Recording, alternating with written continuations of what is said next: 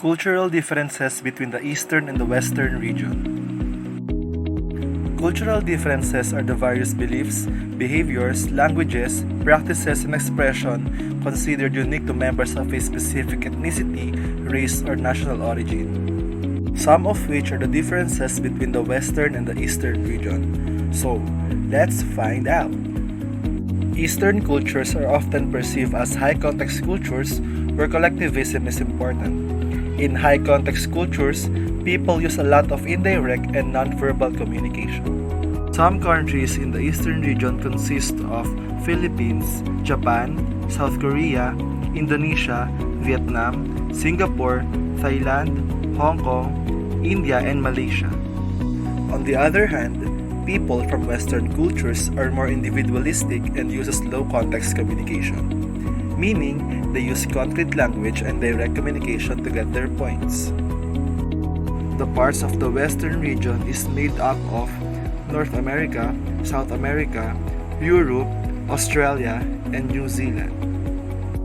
This is very visible in multinational companies, especially when the employee and the employer are not from the same culture.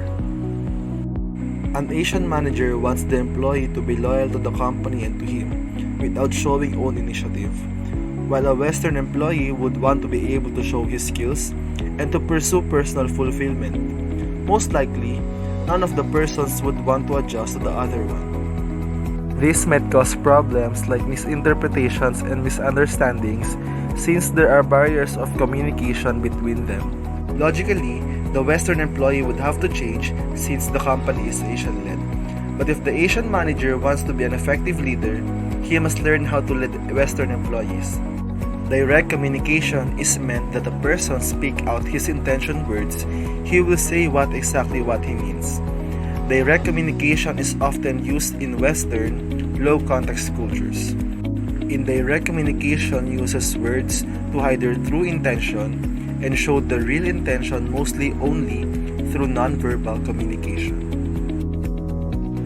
In these cultures, people also avoid saying no to preserve the relationship.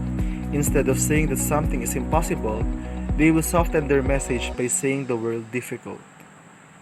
I began to understand that my way is not everybody's way and especially not the better way. When there are different ways of communication, miscommunication and conflict is not uncommon. Therefore, it is crucial in intercultural communication to have knowledge about different ways of communication so that it will be easier to understand and interpret what other people mean when they communicate.